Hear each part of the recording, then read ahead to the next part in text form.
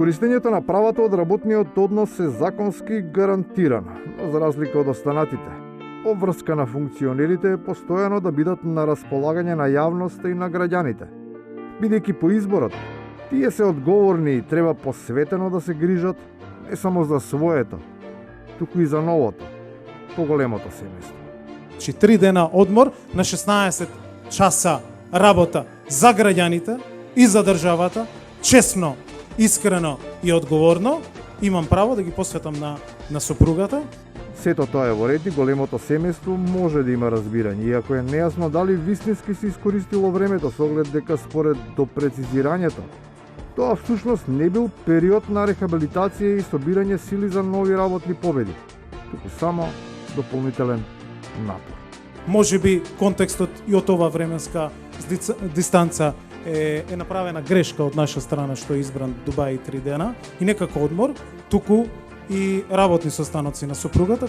Проблем со преголемиот ангажман нема само власта, туку и опозицијата. Тие, иако со сериозна професорска кариера, сепак, како пак да се враќаат од другата страна на клупата, па се чувствуваат како студенти кои ако совладале огромен материјал, на испитот им се паднало неочекувано прашање. Видете, јас не можам, си читам така закони и вие денеска како джубокс притискате и јас немам, значи, фолдер за сите закони денеска што ќе бидат на дневен ред. Вистинска среќа е што пратениците од опозицијата се снаудливи исто како и студентите, ама за да го одложат полагањето, применуваат трикови кои се видливи за останатите во амфитеатарот, ама не и за пошироката публика, која на крајот ја носи оценката за таквиот настап.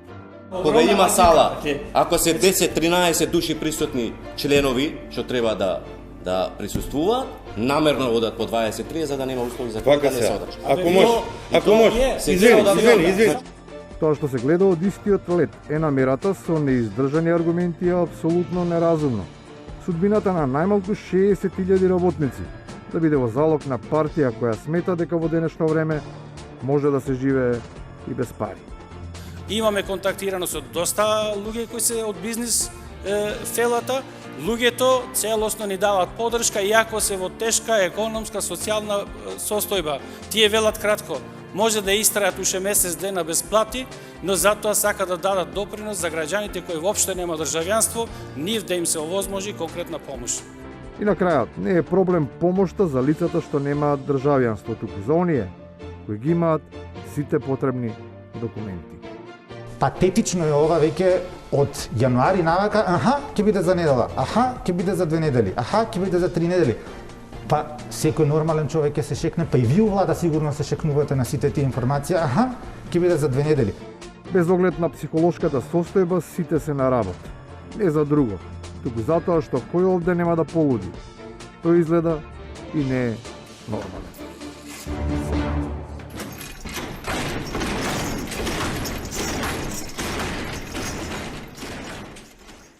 Пријатно до понеделник во 22.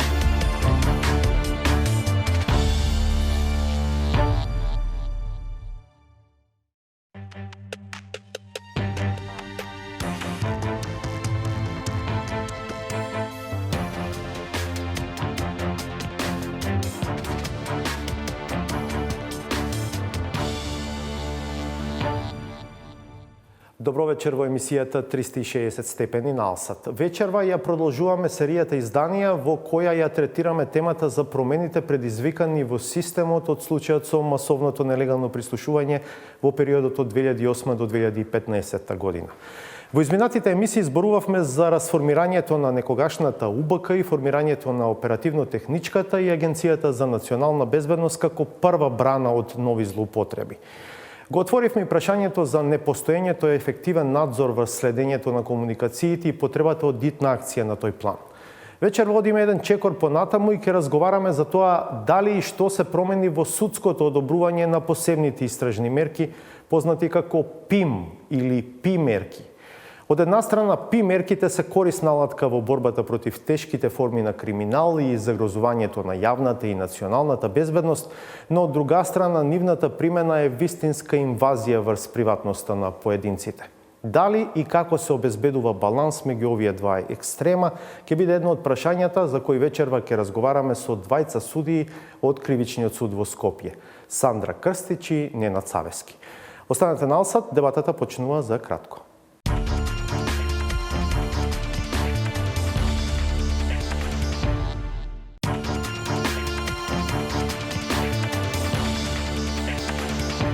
Гледате 360 степени. Вечерва имаме ретка можност да разговараме со двајца судии, и тоа од Кривичниот суд во Скопје. Станува збор за Сандра Крстич. Добро вечер, добре дојдовте. Добро вечер, добро ве најдов.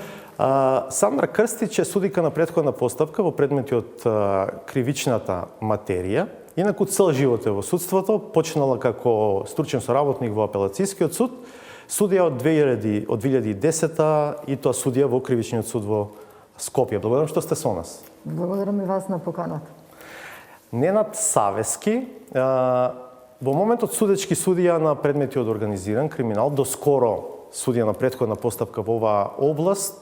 Савески е судија од 2016 година, претходно од 2009 до 2016 јавен обвинител во Скопје, делумно во Гостивар, пред да ја заврши Академијата за судии и јавни обвинители како кадар на првата генерација која што излезе од оваа институција, предходно е стручен соработник во Гостивар.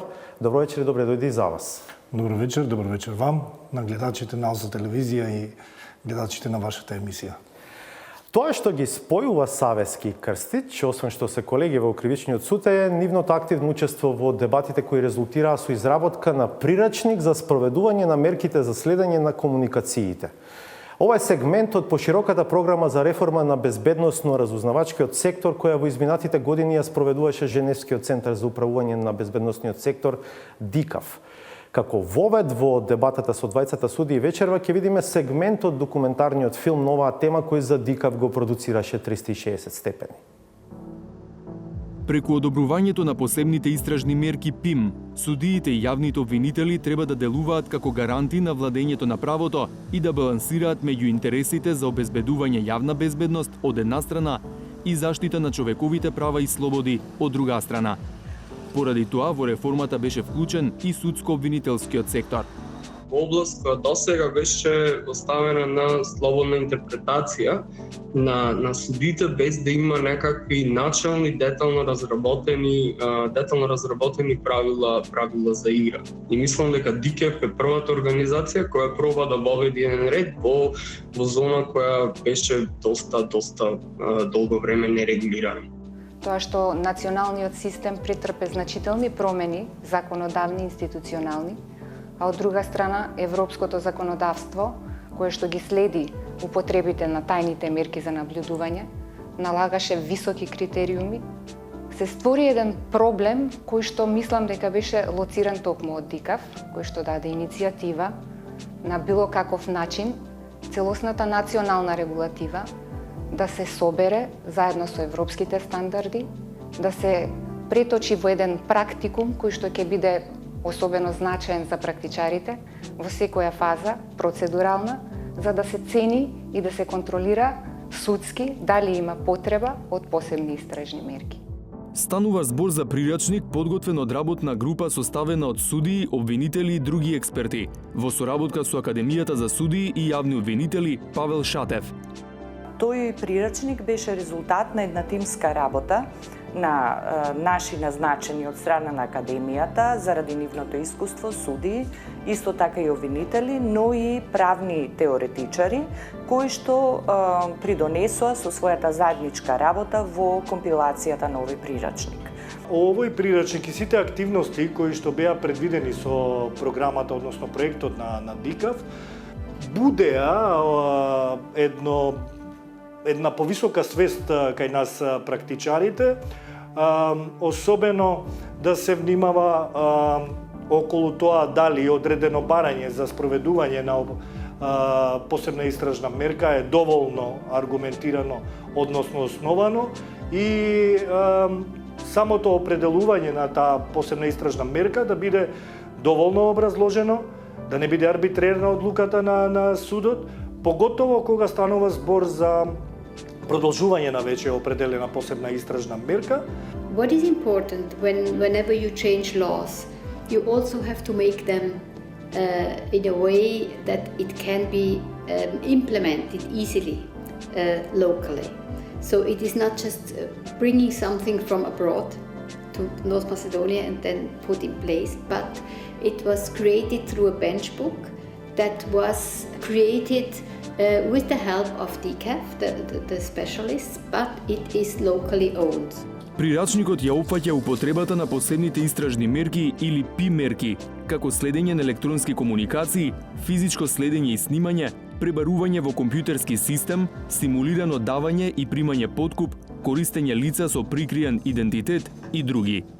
Еволуираше во текот на работата на прирачникот и идејата за неговиот опфат. Ако првично мислевме дека тоа ќе биде само следење на комуникации, а потоа одлучивме дека е добро да се направи осврт на сите 12 ПИМ мерки кои што се утврдени во Законот за кривична постапка, ги обработивме сите 12 посебни истражни мерки, но сепак фокусот го ставивме на првата, на најсензитивната, најинтрузивната мерка, односно тоа е следењето на телефонски и други електронски комуникации. Имавме можност да се сретнеме и со странски експерти кои што ни го пренесуваа своето искуство и го исподелувавме нашите искуства и тоа беше една убава прилика да ги потврдиме нашите добри практики, а и да видиме дали во доволна мера ги следиме оние европски стандарди кои што произлегуваат пред се од праксата на судот во Страсбург. Предизвици приоритети во наредните години сигурно дека ќе бидат тренинзите и обуките за правните практичари кои треба да се одржат сега. Веќе има друг сегмент од програмата на ДИКЕВ кој е насочен кон мониторинг на примена на тој прирачник и како се применуваат посебните истражни мерки во кривична постапка и во цели на национална безбедност. Следна фаза е така наречена институционализација на тој продукт на знаење, така наречен. Партнер институција во овој дел е Академијата за суди и јавни обвинители и преку неа, значи, тој прирачник за следење на комуникации ќе се имплементира во наставата, односно во учењето на новите кадри кои што ги произведува таа академија. Не само партиските и политичките влијанија, него и ние како чинители на власта треба да се потрудиме да сите заедно го избегнеме она што веќе еднашка ни се случи. И да дадеме допринос да се отвориме кон граѓаните, да бидеме малку потранспарентни и поотчетни и да ги воспоставиме сите оние принципи и стандарди кои што се преточени во прирачникот, токму заради тоа да и пошироката јавност, не само ние како стручни лица, се запознаеме што и како се случува кога ќе задеме посебна истражна мерка.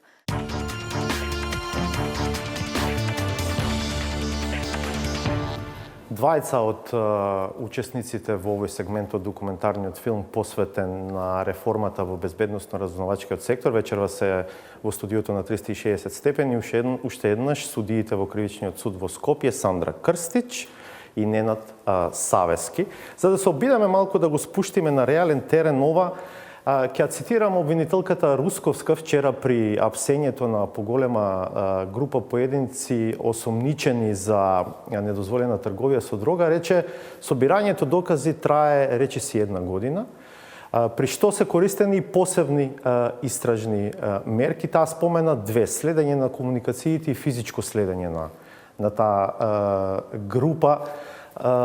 Како решавате, господине Савески, бидејќи вие доскоро бевте судија на претходна постапка кој што решава во вакви ситуации, како решавате дали одредена мерка треба да биде применета, дали ќе му го прифатите барањето и предлогот на обвинителот или не, особено како решавате дали некоја мерка треба да биде продолжена, бидејќи слушаме станува збор за собирање докази 1 година.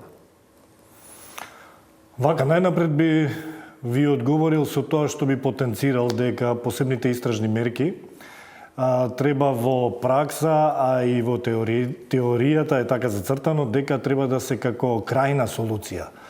Откако предходно ќе бидат исцрпени сите можни начини за прибавување на докази и доколку од предходно превземените истражни дејствија произлезе заклучок, односно потреба, дека на друг начин или би било потешко на друг начин да се прибават докази кои што се потребни во текот на доказната постапка, тогаш јавниот обвинител поднесува барање до надлежниот суд за определување на посебна истражна мерка. Првичното барање треба да содржи доволно аргументи за да судот биде убеден во основаноста на потребата од таквото барање. Она што треба да внимава, дали барањето ги содржи сите оние елементи кои што се предвидени како форма според законот за кривична постапка и дали ги содржи сите оние аргументи од кои што судот би можел да донесе заклучок, односно да ја базира својата одлука конкретно наредбата, дали тоа барање е навистина неопходно, дали е пропорционално на потребата и дали се однесува на кривично дело за кое што само може да се поднесе барање, односно да се донесе наредба за спроведување на истражна мерка. А сето тоа затоа што станува збор за инвазија на приватноста на поединецот против кој што ќе биде применета посебната истражна мерка, така? Апсолутно, тука судот практично представува гарант за заштита на човековите права и слободи, во овој случај правото на приватност. Колку сте критични кон тие барања што ви доаѓаат од јавното обвинителство?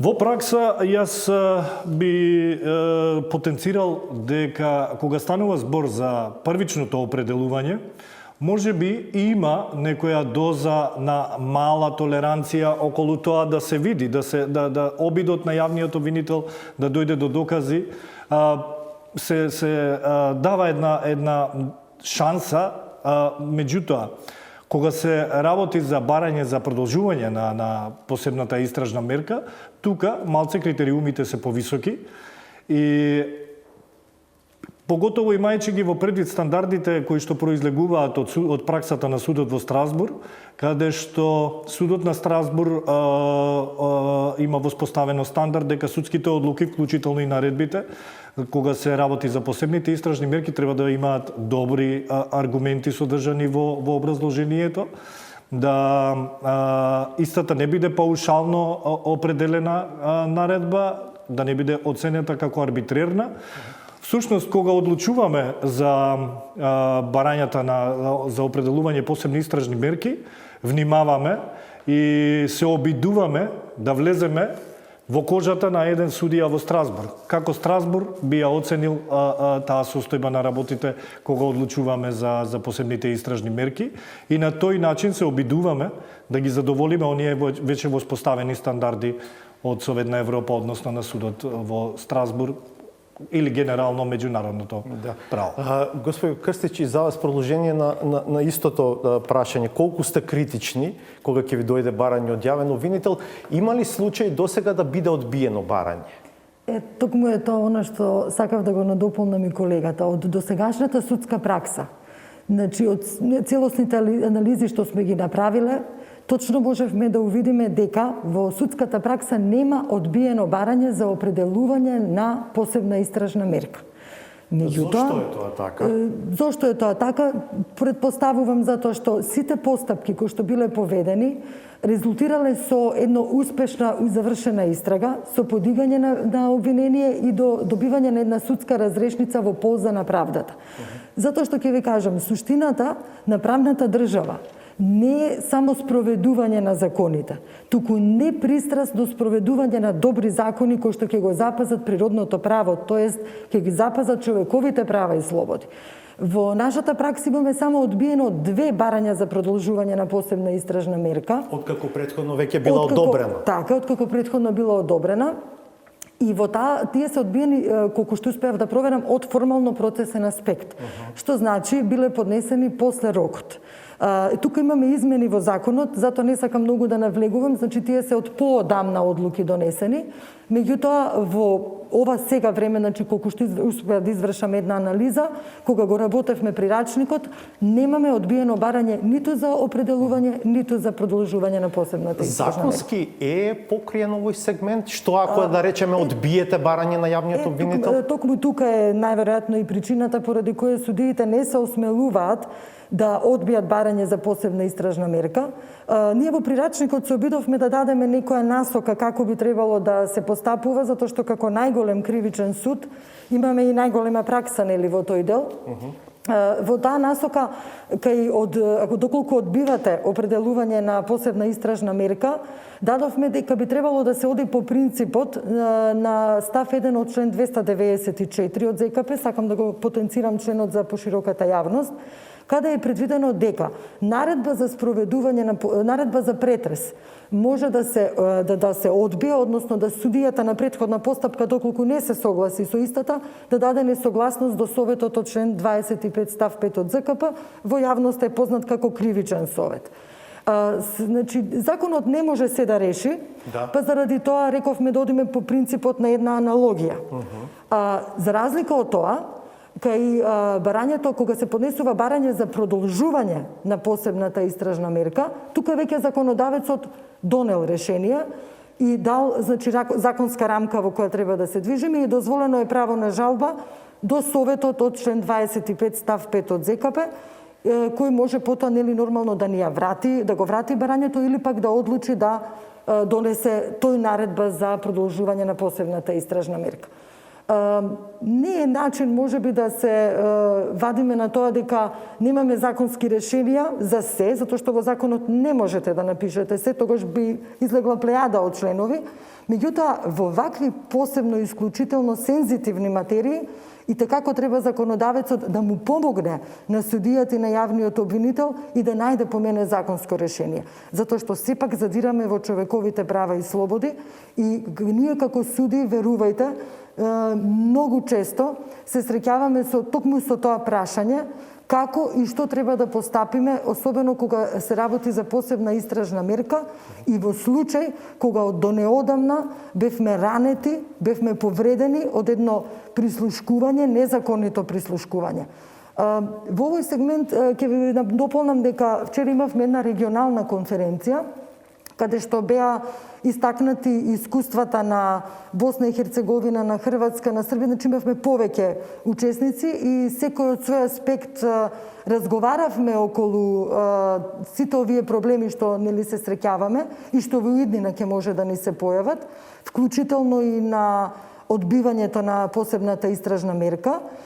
Има различни законски решенија кои што се вредни за размислување и заради тоа што еве и кај нас е во подготовка измените на законот и дополнувањето на законот за кривична постапка, кој што произлега од практичната примена, нели на досегашната практична примена. Тоа не можам да кажам дека е нов закон за кривична постапка, ние веќе го работиме од 2013 година и мислам дека и самите суди веќе треба да и јавните обвинители да се насочиме во таа насока. Господине Савески, на Запад, веројатно особено во САД, постои така наречена минимизација, што би значило дека, да речеме, ако врз основа на некоја истражна мерка се следи, слуша, снима телефонски разговор на двајца, дека тој се прекинува, односно снимањето се прекинува во моментот кога двајцата разговараат за приватни работи, а дека снимањето продолжува тогаш кога ќе се оцени дека разговорот добива тек кој што може да биде од вредности за значење за истрагата. Такво нешто кај нас не постои.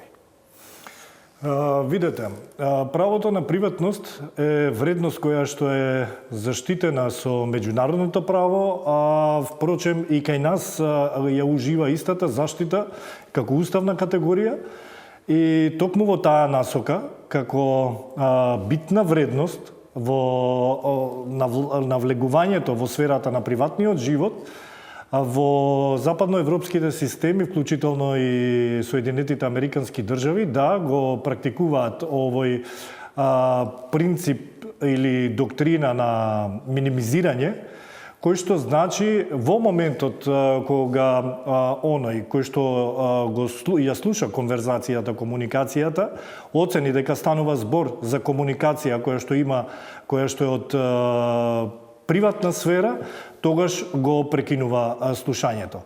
Меѓутоа, тоа носи соодветни ризици, бидејќи и помеѓу двајца блиски соговорници може да се развие разговор кој што би значел евентуално и упатување на тоа дека се сторители на кривично дело, па за да се надмине тој ризик, вклучувањето оди во одредени временски интервали. Значи, повторно има вклучување во следењето на комуникациите, се до моментот додека не се воспостави дека станува збор за разговор кој што би значил приватен разговор, односно навлегување во приватната сфера и животи на оние кои што се следени. За евентуално регулирање на таа сфера, еве во оваа насока и кај нас, да речеме? Видете, кај нас нема законска пречка тоа да се практикува.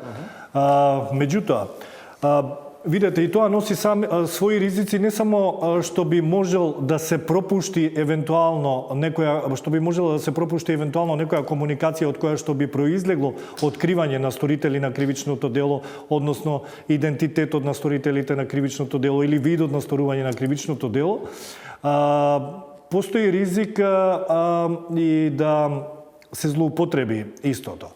Затоа на овие позиции треба да бидат профили на професионалци од кои што е очекувано дека имаат издигната свест со која што имаат сенс да препознаат кога е границата на дозволено, а кога е пречекорување на границата на дозволено.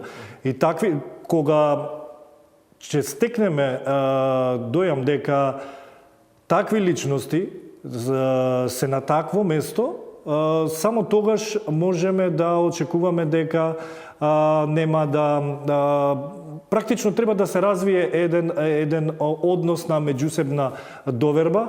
Зошто го кажувам ова? Материјалот кој што е снимен како извештај потоа се дава на јавниот обвинител врши контрола на тој материјал и јавниот обвинител треба да добие впечаток дека следењето, односно евентуално минимизацијата е направена на начин кој што не е злоупотребен, не е пречекорена границата на дозволеното, односно злоупотребата може да биде и во насока на евентуално прикривање на сторителите на кривични дела. Затоа е многу битно и го потенцирам кога го спомнувате аспектот на минимизација. Мислам дека кај нас се уште немаме изградено доволно ниво на меѓуинституционална доверба за да може да очекуваме дека и минимизацијата би била на вистина на професионален и законит начин. Ве разбирам, уште повеќе што бев на некој начин изненаден од тврдењето на еден учесниците во документарецот за тоа дека областа на примената на посебните истражни мерки била практично оставена само на закон и на ништо повеќе, и дека понатаму деталите за тоа, како сето тоа треба да функционира, кај обвинителството, кај судството, било област која што е на некој начин сива зона, ајде така да ја наречеме, и дека од тука и овој прирачник кој што веќе неколку пати го споменуваме, сега на некој начин ја покрива таа област. Рековме, резултат е на повеќе годишна работа, дебата на голема работна група на обвинители, судии, експерти, теоретичари од областа, предводени од ДИКАВ со помош на неколку меѓународни партнери, Холандија, Шведска, Швајцарија, Обединетото кралство и САД. Колку реално ова сега навистина е од помош? Ако не за вас, може би тогаш за судиите во помалите судови, господјо Крстич. Така. Секако сте во право. Со овој прирачник развижевме една материја која што е доста сериозна, меѓутоа и навистина наоѓа многу потешкоти во практичната примена на судиите и на јавните обвинители. Кога го морам и ова да го потенцирам оно што и вие го кажавте кога го презентиравте прирачникот, кога започнавме со изработка на самиот прирачник, кога се формираа групите и кога започнавме со самата работа во самите групи, забележавме дека ние имаме недостаток на комуникација. Не само недоверба, односно не постојањето на доверба меѓу институциите, него едноставно ние немавме комуникација меѓу самите институции. Токму од таа причина, кога го почнавме да го работиме прирачникот, ги увидовме сите позитивни страни кои што ги има законот, но и сите пропусти и мани кои што до сега и како требале да бидат отстранети. ДИКАВ тука многу ни помогна. Навистина сочи ни една група која што секој од својот аспект можеше да каже каде ни се пропустите, каде треба да се подобриме. Во таа насока забележавме при самите презентации кои што ги државме на прирачникот, одевме во сите 4 апелациони суда и подрачја. Одевме, значи, сите колеги што работевме на прирачникот, никогаш тоа не беше само еден колега, одевме во групи и секој од свој аспект тоа го презентираше. Па дури и сега на онлайн обуките што ги имавме, бидејќи друг начин немавме како за да продолжиме нели понатака со работата и зошто да се види зошто е овој прирачник потребен и зошто го направивме. Први сме во регионот, тоа морам исто така да кажам. Тука видовме дека во помалите места судиите навистина имаат проблем, затоа што не се среќаваат често со издавање на посебни истражни мерки, било при нивно определување или продолжување. И мене навистина ми е мило кога било кој од нашите колеги ќе ни се јави, ние оставивме и телефони и мејлови за да остварат консултација. Секако таа консултација се движи на нивото на строго доверливост. Се обидуваме, значи, да не комуницираме, да збориме нели на некој начин на кој што нема да откриваме повеќе детали, затоа што да не испадне дека вие ја носите одлуката во името на колегата. Токму така.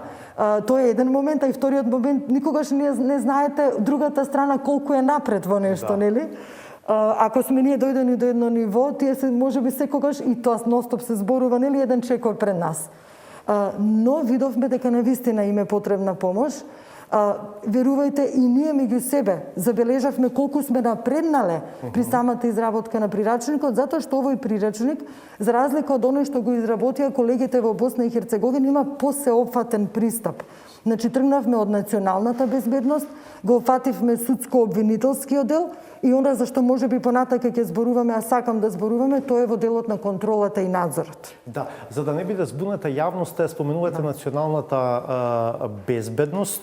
Тоа е област исто така која што ја покрива оваа сфера. Вие не ги одобрувате тие наредби, тоа е работа на Врховниот суд. Така, да, тие се под државна тајност, така се борат. Савески, овој прирачник сега е дел од редовниот курикулум на Академијата за суди и јавни обвинители, така? Вие сте таму предавач? Така, да. Да, прирачникот за среќа е на располагање на сите чинители во правосудството, судиите и јавни обвинители, и се покажа како доста, навистина доста корисна алатка. Пред се, како што напоменавте и вие, имајќи во првид дека твориме во еден актуелен период кој што ги лечиме раните, кажано од аспект и на колешката Сандра Крстич, од минатото.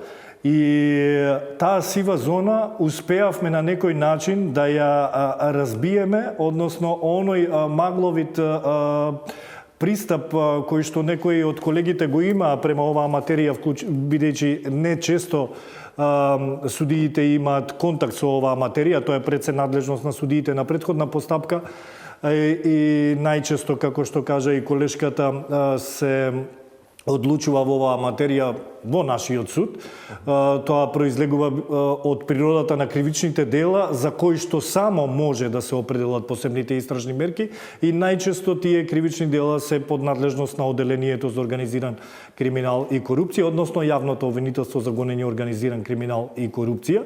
Така да сега секој судија и јавен обвинител кој што сака да ги развие своите знаења во оваа материја, има една олеснителна можност преку прирачникот, преку онлайн курсевите кои што се предвидени во рамките на програмата на Академијата за суди и јавни обвинители, дури и на учесниците во Академијата за суди и јавни обвинители кои што сега се во актуелно обучување за како идни суди и јавни обвинители, и они исто така имаат можност своите знаења да ги прошират преку овој прирачник и обуките кои што се предвидени во програмата на Академијата за суди и јавни обвинители. Верувам и двајцата сте свесни за перцепцијата на граѓаните кон судството.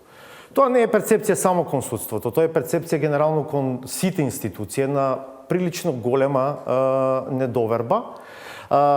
Ова би требало да биде дел од еден процес на враќање на довербата. Дали од денешна дистанца, бидејќи сега зборуваме за едно време во кое што очигледно имало злоупотреби, имало една прилично сива зона и така натаму. Дали савески може да кажеме сега дека системот е посигурен, побезбеден, во смисла на тоа дека навистина се води сметка за човековите права, навистина се води сметка за тоа кога се одобрува одредена посебна истражна мерка, таа да биде пропорционална со потребите на истрагата.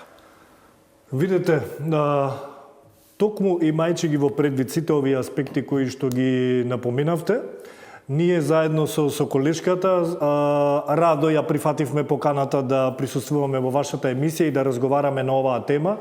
Токму од овој микропростор да дадеме придонес кон подобрување на имиџот на правосудниот систем, а и генерално на државата. Бидејќи ние сите сме свесни дека угледот тука не е на незадоволително ниво и поготово што станува збор за материја каде што више имаме оставено впечаток дека сме биле на полето на повреда на човековите права и слободи. Токму затоа разговорот за оваа материја и намерата да оставиме кај јавноста впечаток дека работите се подобруваат, дека судот е свесен за улогата која што ја има во сферата на заштита на човековите права и слободи. Дојдовме тука да на јавноста ја представиме постапката во која што се издаваат посебните истражни мерки, основите на кои што се базира донесувањето на наредбите за спроведување на посебните истражни мерки, незината легитимна цел и оправданост.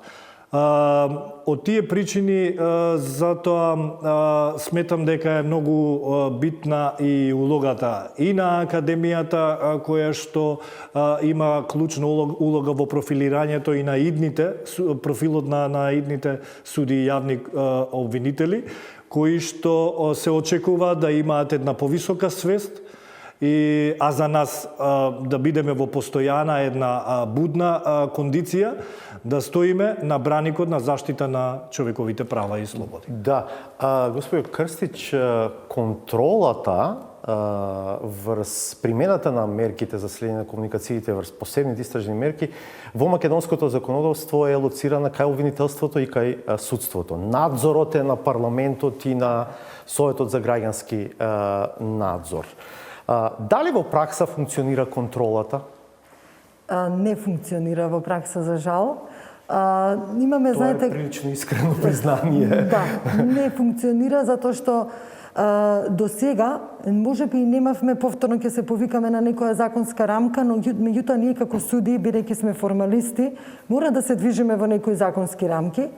И затоа ми е вака задоволство да денеска напоменам дека за прв пат во нашето законодавство, во Законот за следење на комуникациите, на телекомуникациите, се даде една законска рамка во која насока би требало да се движат судиите, поготово судиите на претходна постапка, бидејќи ние ја вршиме контролата, кога ќе се обидат, значи, да направат контрола, односно кога ќе направат контрола во оперативно-техничката агенција на издадената посебна. Да, значи Сандра Крстич како судија на претходна постапка издала наредба за одредена посебна истражна мерка на барање на обвинителството и судијата Крстич има право да отиде во ОТА и да контролира дали таа на соодветен начин се применува, така? Така е, точно така.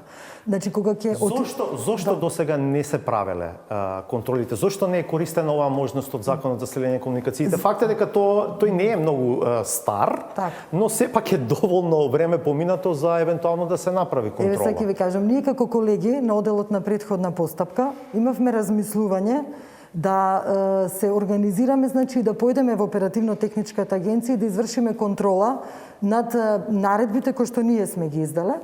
Меѓутоа, заради пандемијата, за жал, тоа го стопиравме, го одложивме за некое подобро време. Не можам да кажам дека немало, да кажеме, контрола, затоа што, колку што знам, тогашниот председател на Врховен суд Јово Вангеловски беше на една контрола во тогашната, мислам дека беше УБК, меѓутоа контролата беше извршена во делот на системот, значи за прислушкување. Не знам дали други действија има превземено тогашниот председател на Врховниот суд, меѓутоа од нашите колеги, колку што јас успеав да во разговор и вака да проверам, значи немавме отидено во една таква контрола. Пак ќе ви напоменам. Значи, ние мораме да имаме законска рамка. Ние мораме да знаеме во која насока ќе се движиме. Што ќе гледаме кога ќе отидеме во оперативно-техничката агенција. Не може само вие да дојдете и да кажете јас дојдов и дајте сега да проверам. Значи, вие имате право, кога ќе влезете, да влезете каде што е радиостаницата, да ставите слушалки, вие лично да слушате.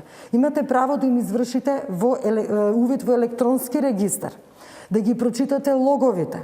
Значи, сето тоа е операција која што ние како суди не може да ја познаваме. Тоа не е наш домен на постапување. Немате таков предмет на Академија за суди и обвинители да се зафркаваме малку. Ви треба веројатно техничка помош од експерт. Но затоа е предвидено, значи, технички советник. Токму ова е причината дека сите ние треба да се заложиме, да ги вложиме сите наши сили и напори да ја спроведеме контролата. Затоа што кога знаете како, кога ќе знаете дека имате некој што ќе ве контролира, секој малку ќе се подзамисли во своето постапување. Повеќе пати во оваа емисија сме го споменувале тоа дека просто е неверојатно дека држава која што помина низ еден таков процес, не дека не проба да ги менува работите, еве на планот на безбедносно-разузнавачкиот сектор се повлечени некакви чекори, еве гледаме дека и во судството работите се движат напред, но дека да речеме надзорот не функционира, нема ефективен надзор, контролата е овозможена, но не е операционализирана до крај, така што држава која што помина низ толку голем скандал сега некако како многу бавно да ги движи работите напред за да осигура дека во иднина нема да и се случува тоа. За жал, реалноста е таја, нели, вчера и низ медиумите провеа веста дека се констатирани оставките на дел од членовите на кои што го чинеа граѓанскиот надзор. Сето тоа е еден можеби лош сигнал за состојбата во оваа сфера, меѓутоа тоа не значи дека треба да се откажеме, има законска платформа таквата контрола и надзор да обстои. Треба што побрзо да се рефрешира тој состав. Да ви помогна малку, дали како поединци, еве вие лично, бидејќи сепак имате еден дел од одговорноста, да речеме, чувствувате таква одговорност и правите нешто во насока за да се подобри перцепцијата. Сега зборуваме генерално за судството, за областа во која што сте вие. Нашето поле на делување е нашето судско постапување и одлучување. Ние тука во секој поединечен предмет се обидуваме да ги имплементираме оние стандарди кои што и претходно ги напоменав. Меѓутоа, и тоа не е малку значајно, напротив, тука всушност ние можеме најдобро и најсилно да придонесеме кон подобрување на состојбите со едно навистина сериозно ценење дали во одреден случај против одредено лице треба да се определи посебна истражна мерка. Да, ако треба нешто да се менува во овој момент, во која насока би оделе според вас, господин Крстич, промените за оваа област за која што вечера разговараме? Во која насока мислите да менуваме? Па не знам, треба ли законски измени? Веќе споменавте дел можеби од потенцијални законски измени. Треба ли нешто повеќе од овој прирачник, да речеме, и во таа смисла? Секако законски измени ќе бидат потребни на сите овие пропусти што ги констатиравме и ги укажавме. Ќе бидат потребни и континуирани обуки, понатамошни континуирани обуки на судиите и јавните обвинители. Ќе треба и ние да се охрабриме, да тргнеме во чекор со времето, да ги забележиме и да бидеме самокритични кон себе и да тоа го надминеме. Ќе треба сигурно да можеби се продолжи со ревидирање на самиот прирачник, затоа што како ќе постапувате и ќе работите, вие ќе увидите дека секое наше постапување треба да се надополнува и подобрува. Тука не би ги експлоатирала повеќе од луките на Страсбург, кои што ни се веќе присатни во секојдневното работење, но мислам дека е многу битна и нашата пракса. Затоа што знаете како секоја држава, секое поле има свој некој менталитет на постапување. Еве, кажавме нели за довербата, заради тоа што ние таа доверба ќе мора да изградиме во нашите рамки, во нашата држава, познаемајќи го нашиот менталитет на луѓе.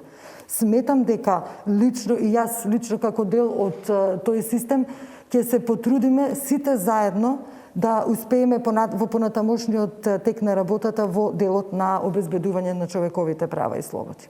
Ако дозволите, само би додал, би сакал да истакнам во оваа прилика и значајната улога во синџирот на процесуирање на посебните истражни мерки на јавниот обвинител.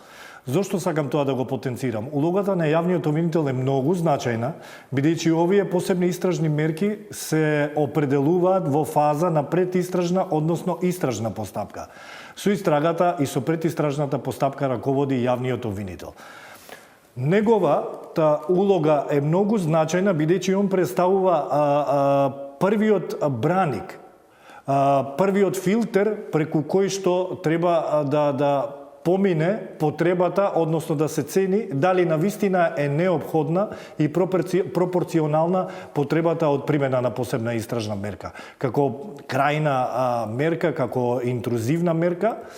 И затоа сметам дека треба во кругот на јавното обвинителство на вистина да се изгради една повисока свест за нивната улога во оценката дали треба пред судот да поднесат определено барање за спроведување на посебна истражна мерка. Ова би требало да има особено значење и тежина, затоа што прво бевте во обвинителството, колку 7 години, мислам дека 6-7 години, а и сега речиси секојдневно имате соработка. Добро, толку е времето. Се надам дека дел од прашањата за кои што секојдневно слуша јавноста ги доближивме малку повеќе до нив, ако не, се надам дека судот ќе остане отворен, бидејќи се забележува еден процес на негово отворање, се разбира до нивото до кое што тоа е дозволено и возможно и дека и во иднина ќе бидете наши гости. Ви благодариме на можноста да присуствуваме на оваа важна тема во вашата емисија. И благодариме на Дикав, затоа што ни ги отвори некои теми за кои што до сега не се разговараше, барем не отворено да се разговара, но сметам дека е навистина полезно и народот да слушне што и како ние работиме. Јас сакам вака, ако дозволите за на крај да кажам дека ние неколку судии, кога бев судечки судија, се обидувавме да ја повратиме довербата. Ние го чувствувавме тоа дека нема народот доверба во нас И се обидувавме секогаш да кога странката ќе дојде кај нас, значи дали е сведок, дали е обвинет, да објасниме зошто сме го повикале во судот, да му објасниме како тече постапката, да го прашаме дали е задоволен од постапувањето на судот. Ние со тоа себе си не се ставаме во некоја подредена положба.